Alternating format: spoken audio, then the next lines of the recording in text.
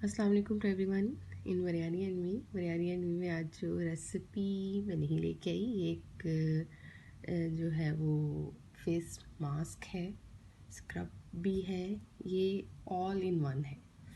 तो ये मैं इसलिए लेके आई हूँ क्योंकि सब जानते हैं पार्लर बंद है, और अगर कोई पार्लर खुला भी है या ईद तक कोई खुल भी जाएंगे तो सबको डर है। और मैं यही सजेस्ट करूँगी कि जब तक हालात जो है प्रॉपर कंट्रोल नहीं हो जाते कोरोना की वजह से, तब तक जो है वो stay safe and stay home.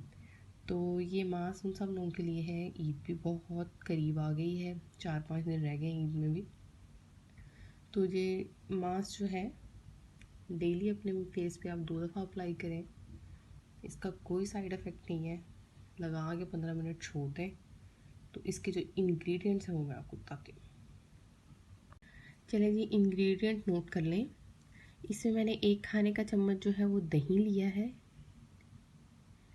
आधा चाय का चम्मच मैंने एलोवेरा जेल ली है, आपके पास है ऐड कर लें, नहीं है परेशान नहीं होना। 1 खाने का चम्मच बेसन लिया है, चुटकी जो है वो मैंने हल्दी की ली है, और 1 चाय का चम्मच मैंने इसके अंदर शहद लिया है। इसमें तमाम वो वाली चीज़ें हैं जिसका आपके फेस पे किसी भी तरह का कोई भी रिएक्शन नहीं होगा। हाँ, मैंने इसके अंदर 2-3 ड्रॉप्स जो हैं वो लेमन के ऐड किए हैं, लेमन जूस के। अगर आपको, कुछ लोगों को जो है वो एलर्जी हो जाती है तो वो यूज़ ना करें। मैं आप लोगों को रिकमेंड नहीं करूँगी कि यूज़ करें, क्योंकि लेमन जो है वो एज अ ब्लीचिंग एजेंट आपके फेस के ऊपर काम करेगा, तो ब्लीच लगाने की भी आपको ज़रूरत नहीं है। तो ये इसके बेसिक इंग्रेडिएंट्स हैं। लेमन जूस आप पहले सारे मास्क को बना के अपने बाजू पे या हाथ पे अप्लाई कर लीजिएगा। अगर आपको थोड़ी ईचीनेस या कुछ हो तो फिर आप लेमन जो है वो स्किप कर दीजिएगा। मैं डालती हूँ, मेरी स्किन को सूट करता है, लेकिन इसके अलावा बाकी कोई भी इंग्रेडिएंट इसमें ऐसा नहीं कि जो आपकी फेस को जो है वो इफ़ेक्ट करे। इस मास्क के बारे में आपको बताना चाहूँगी कि ये मास्क मैं तकरीबन 3-4 साल से मुँह पे लगा रही हूँ। मेरे चेहरे के ऊपर कोई भी जो है वो क्रीम जो है वो इफ़ेक्ट नहीं करती। मैं कभी भी फेशियल करवाने जाऊँ या कोई भी प्रोडक्ट जो है अगर फेशियल वगैरह की यूज़ करूँ तो उससे मेरा फेस जो है उसके ऊपर ब्लैक से स्पॉट्स बन जाते हैं, और वो 15-20 दिन रहते हैं। तो लोगों का रंग साफ़ हो जाता है फेशियल के बाद, मेरा जो है वो बहुत ख़राब हो जाता है। तो उसके बाद ये मास्क मैंने 3-4 साल से अपना बनाना शुरू किया और यही मैं लगाती हूँ। मैं कहीं भी ब्यूटी पार्लर पे किसी भी फेशियल के लिए नहीं जाती।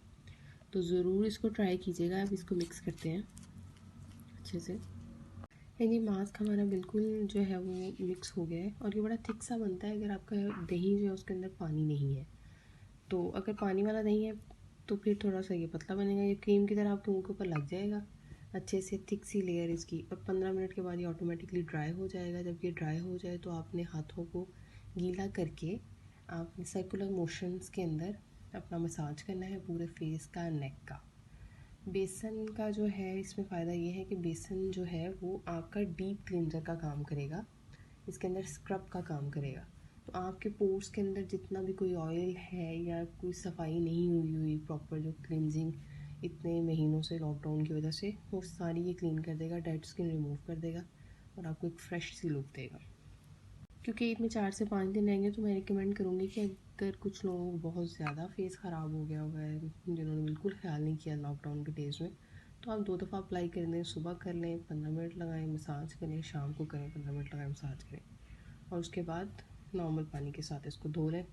You will see the result. आप लोग फेशियल भूल जाएंगे, आप महंगी प्रोडक्ट्स कोई भी जो भी फेशियल की हैं वो भूल जाएंगे। उसके बाद आप कोई भी नॉर्मल क्रीम जो आप यूज़ कर रहे हैं फेस क्रीम वो लगा लें। अगर आपका ठीक से ये नहीं हो रहा, आपको लग रहा है कि हल्दी थोड़ी वो कलर दे रही है, शेड दे रही है आपके चेहरे पे, तो आप फेस वॉश के साथ इसको धो लें और नॉर्मल क्रीम लगाएं। दिन में 2 दफ़ा ट्राई करें। जिनकी फेस ठीक है 1 दफ़ा ट्राई करें, और मुझे ज़रूर फीडबैक देकर बताइएगा। And like and subscribe my channel also. Take care, अल्लाह हाफिज़।